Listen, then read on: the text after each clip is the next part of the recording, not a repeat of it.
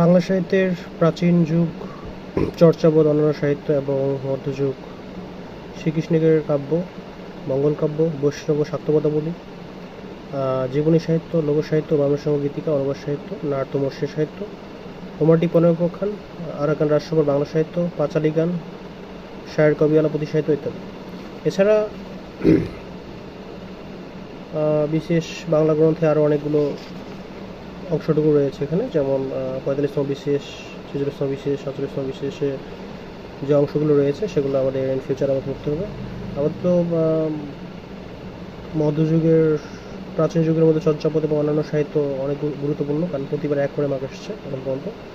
এবং মধ্যযুগ শ্রীকৃষ্ণগত কাব্য, মঙ্গল কাব্য, বিশেষ করে মঙ্গল কাব্যগুলো সবচেয়ে বেশি ইম্পর্ট্যান্ট। এছাড়াও বৈষ্ণব এবং শাক্তপদাবলী, রোমান্টিক প্রণয়োপাখ্যান, আরাকান রাজসভার বাংলা সাহিত্য, পাঁচালী গান ইত্যাদি, এগুলো আরও বেশি ইম্পর্ট্যান্ট।